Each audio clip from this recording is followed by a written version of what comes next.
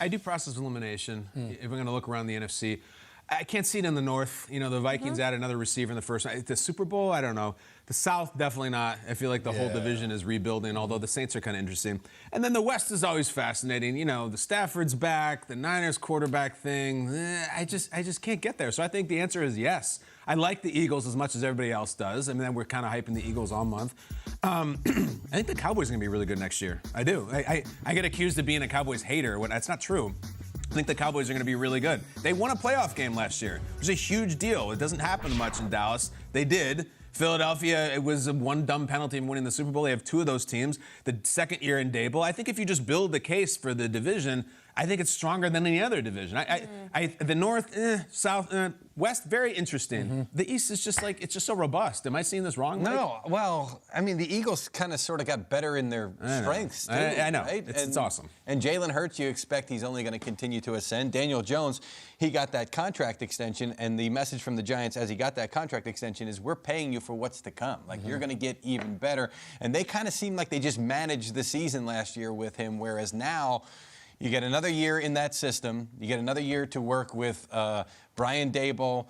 You get another year to work with Shea Tierney, your quarterback's coach, and Mike Kafka, your offensive coordinator. So things are only going to ascend with the weapons around you getting better, right? And then I agree with you. I think the Cowboys are still a legitimate threat. But what I do is I look around. I'm saying, okay, well, what other division am I looking at, really, that's going to step up?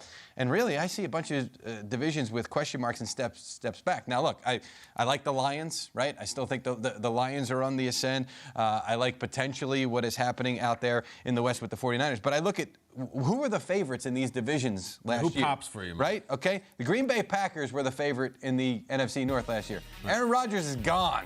Okay. The Tampa Bay Buccaneers were the favorite in the NFC South last year. Tom Brady is gone. Maybe a year too late, but whatever, regardless. And then even the Niners, who I just mentioned, Jimmy G is gone.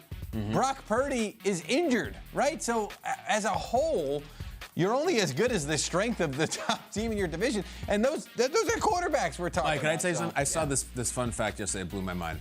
Now that Rodgers has left the Packers, who is the longest tenured quarterback in the NFC? Meaning that same team with the same player. Who is the longest? Is it Kirk Cousins? It's not Kirk Cousins. It blew my mind. Dak? It's Dak. Yeah. Oh, yeah. 8 years with the Cowboys is the longest tenured in the entire conference. 8 years. So I kind of am picking up what you're putting down. I couldn't believe it was true. It is, though. Everybody else has been in transition. Yeah. If we're looking at overall conferences, overall divisions, yes, the NFC East is the team. And I think a lot of that is because of the Philadelphia Eagles. I'm not going to sit there and say, all right, the road to the Super Bowl goes through the Dallas Cowboys, although they've made improvements. I'm not going to say it goes through the New York Giants. The Eagles are the team in the NFC East. But as you guys said, you're starting to look at other conferences, at other divisions. I'm looking at other teams, and I think a team like the Detroit Lions, like the Seattle Seahawks, made a lot of improvement. We always said it last season. Towards the end, the Detroit Lions might have been one of the best teams in the NFL. They just got hot too late and ran out of time. And in Seattle, the run that they had with Geno and everything that they did, and you look at them through the draft, I feel like they got better as well. So I think there are some teams that are going to challenge. You mentioned the 49ers. Even with everything they went through last year with the quarterback position, they still were right there in the NFC Championship game. So Brock Purdy has an opportunity to get healthy. We don't know what Trey Lance is, but the fact that Brock Purdy was thrown in there, Jimmy Garoppolo came back without doing anything the entire training camp and was still able to go out there and produce. I still have to believe the 49ers are going to challenge as well. So I do think a lot of what happens in the NFC is going to go through Philadelphia. I do not think it's the entire division that it has to go through, although that division is the best in the NFC. I couldn't get there either on just the East. If you wanted me to pick a team, most likely I would pick one from that division today. But looking back at preseason favorites from like yesteryear is like one of my least favorite things to do. I hate like when the NCAA tournament ends, like, oh, number one team for it. It's March. Relax. Sure. I can't get on board with that. I'm more of a quality over quantity person as well when it comes to trying to assess the division. And I still land on the NFC West after watching how it ended last year, because really in the playoffs specifically, the NFC West kind of cannibalized itself because the Seahawks had to play the 49ers. If they had to play somebody else, I think they would have beat them. 49ers took out the Cowboys, and then the Giants, again, the East, they took care of each other in Philadelphia. So I do think it's the West. I think that wonky NFC Championship game between the 49ers and the Eagles, which all of us wish could be replayed,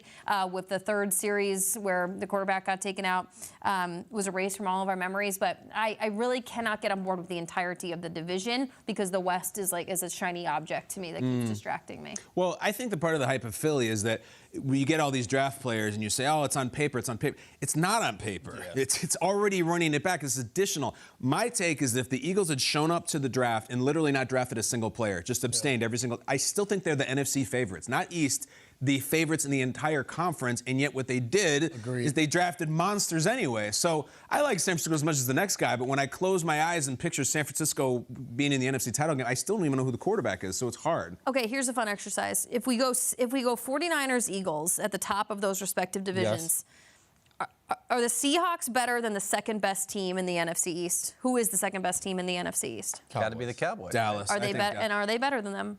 But Dallas and the Giants are both really good. Like that's the only team we don't talk about is the Commanders, and they're the mystery team. But like, all three of those teams are playoff teams. Playoff, they look really good. And all three of those teams won playoff games. Yeah, that's a tough thing in the West because we don't really know what the Rams are going to be. Like you just said, Stafford, if he's back healthy, could they get back to where they were before? The Rams kind of fell from grace last year. Arizona's kind of in a rebuild mode. So that's the tough thing if you compare the entire division. The fact that you just said the Cowboys and the Giants are really good is what's tough. I think Seattle has a chance to be really good. Rams and Cardinals is just like, I think what's fascinating is we don't say the V word. We don't say the Vikings. They won a lot of games last year, a ton of games. They added more talent, and we're still like, we got to kind of see more. The playoff game was very underwhelming. So underwhelming. It sucks. I like Vikings. Jamie? I do have lots of thoughts, and I've shared them before about what the Vikings can and cannot accomplish in January. And until you do it, I think we are still left with that same kind of question mark because even for an unknown Packers quarterback, you still kind of look at the Vikings and you're like, show me something. Show me something beyond 14 ridiculous wins that impress you so much in the regular season. Yeah. So what? And the Bears might be nice, too. Like, the Bears have totally changed things around. Like, the NFC North will be cool. Yep, absolutely.